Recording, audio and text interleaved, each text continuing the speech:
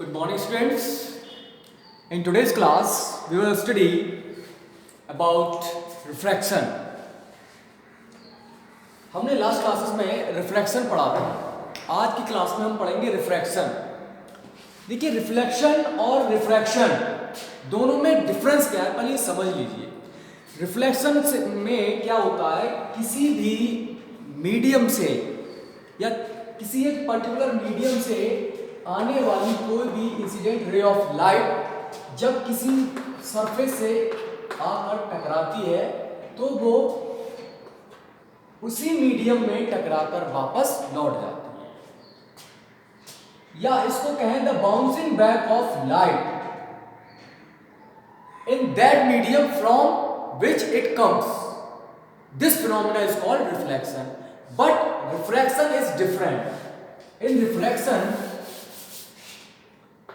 अगर कोई भी इंसिडेंट रे ऑफ लाइट किसी एक मीडियम से आती है तो वो टकराकर उसके सरफेस से वापस उसी मीडियम में ना जाकर किसी दूसरे मीडियम में चले जाती है, और जाने पर होता क्या है, वो स्ट्रेट ना जाकर थोड़ा सा झुक जाती है, तो इसको हम रिफ्रैक्शन कहते हैं।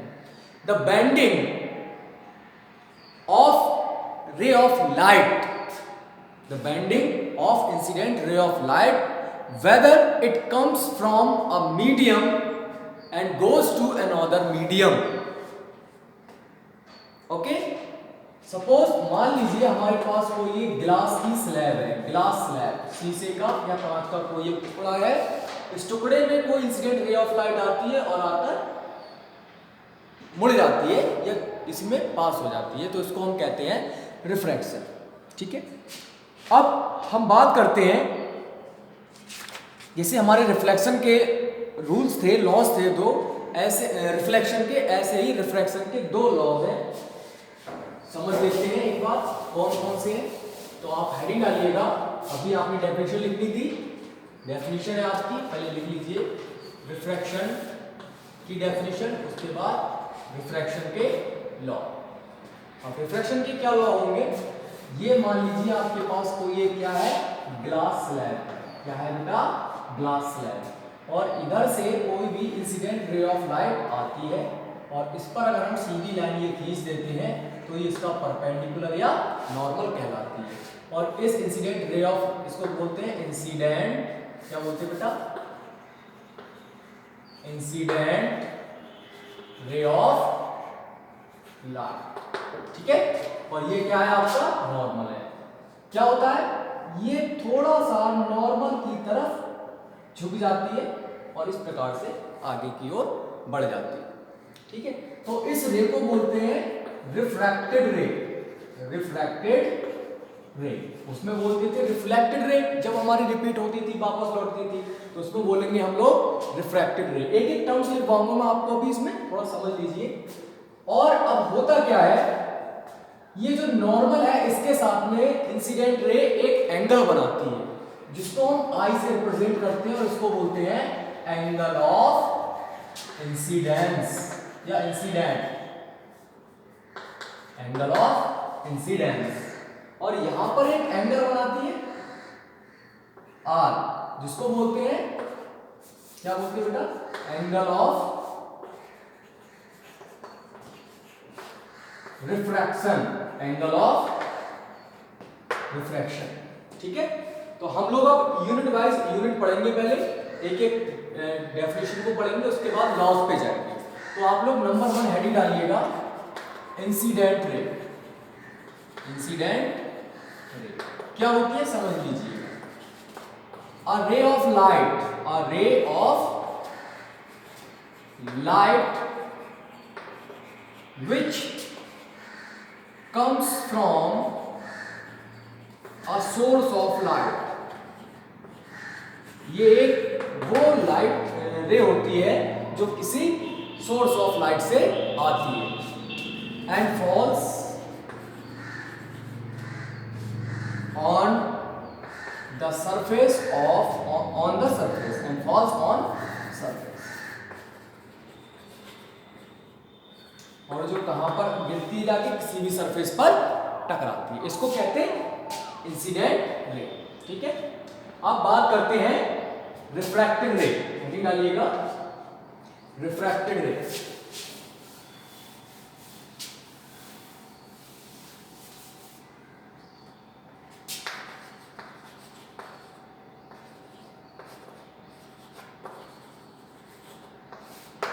रिफ्लेक्टेड रे कौन सी होगी?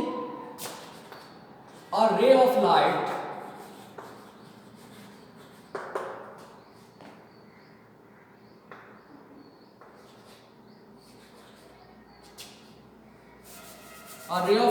which moves in another or second medium, दूसरे मीडियम में मूव करती है आफ्टर रिफ्लेक्शन। रिफ्लेक्शन के बाद वो रे जो उस दूसरे मीडियम में ट्रेवल करती है क्या कहलाती है? रिफ्रैक्टेड रे कहलाती है। ठीक है, इसके बाद आपका एक नेक्स्ट टॉपिक आता है angle of incidence. Angle of incidence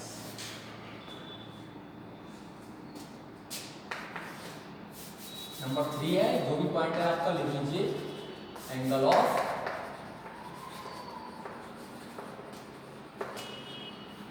incidence, इसमें लिखिएगा the angle between the incidence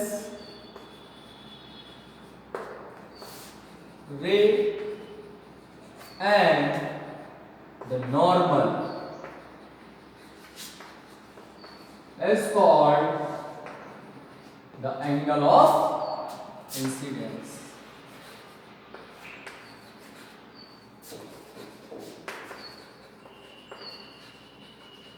angle of the incidence. Next इसके बाद पॉइंट आता है एंगल ऑफ रिफ्रैक्शन। कौन सा पॉइंट आता है बेटा? Angle of refraction.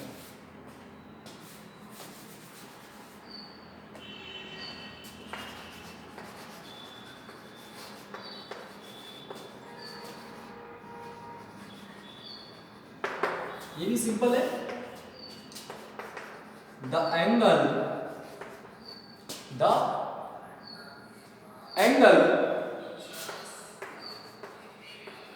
between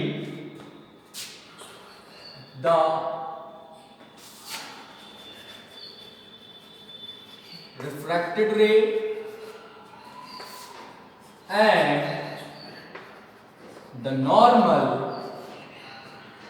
is called angle of the refraction या angle of refraction। इसको क्या कहते हैं? एंगल ऑफ रिफ्रैक्शन कहते हैं। ठीक है, इसके बाद देखिएगा ये जो पॉइंट है जहां पर ये सब मिले हुए हैं इसको बोलते हैं point of incidence. Point of incidence. ठीक, तो पॉइंट ऑफ इंसिडेंस में लिखिएगा it is that point where normal, incident ray, refracted ray all are meets together, एक साथ मिलते हैं, उसको क्या कहते हैं? उस पॉइंट को पॉइंट ऑफ इंसिडेंस। क्लियर हो गया बेटा? अब आ जाते हैं अपने टॉपिक पर, लॉज ऑफ रिफ्रैक्शन पर, जो कि आपका इंपॉर्टेंट है। Laws of refraction. There are two laws of refraction। Refraction के 2 लॉज होते हैं, जिसमें आपका फर्स्ट वाला जो था बिल्कुल सिमिलर है उसकी तरह, रिफ्लेक्शन वाले की तरह। फर्स्ट वाला क्या होता है देख लीजिएगा, the incident ray, the refracted ray and the normal to the interface of the 2 transparent media at the point of incidence all lie in the same plane. ये आपका क्या होता है? फर्स्ट लॉ होता है। तो लिख लीजिएगा first law. The incident ray of light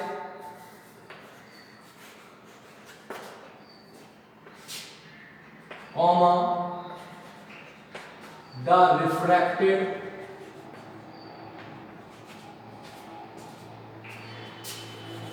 ray of light comma normal at the point of incidence, normal at the point of incidence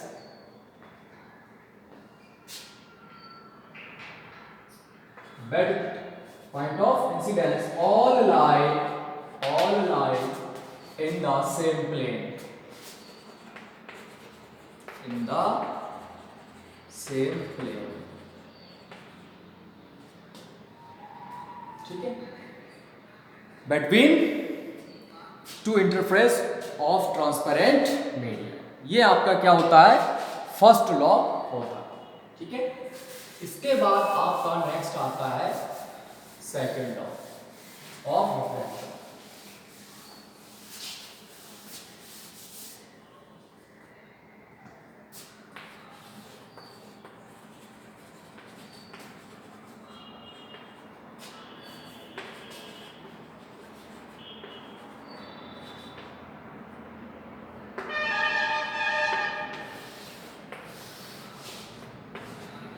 इसमें क्या होता है सेकेंड लॉ ऑफ रिफ्रैक्शन में, sine of the ratio of sine of angle of incidence to the ratio of sine of angle of refraction. देखिए, sine of angle of incidence का जो ratio है वो sine of angle of refraction के साथ एक constant value होता है. ठीक है, क्या है लिखिएगा, the ratio of sine of angle of incidence to the sine of angle of the refraction is a constant for a light of given color and for a given pair of media. ठीक है, the ratio of sine of angle of incidence to the sine of angle of refraction is constant for a given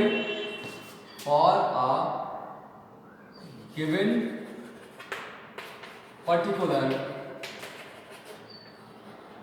ray of light या given particular light.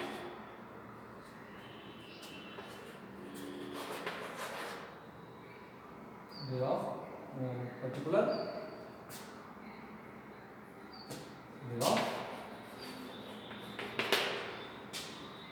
for a definite color, किसी भी एक definite color के लिए हो सकता है. ठीक, and it is also called the Snell's law, और इसको स्नेल्स लॉ भी कहा जाता है. ठीक है, तो इससे आपका जो मैथमेटिकल टर्म्स बनेगा वो हम लोग नोट करते हैं. क्या बनेगा,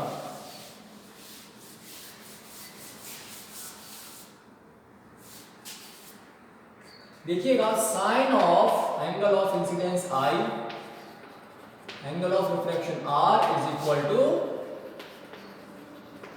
constant, is equal to constant. ठीक, and this constant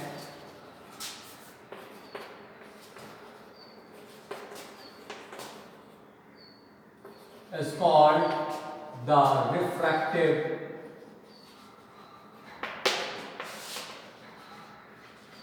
index. of the second medium with respect to the first medium.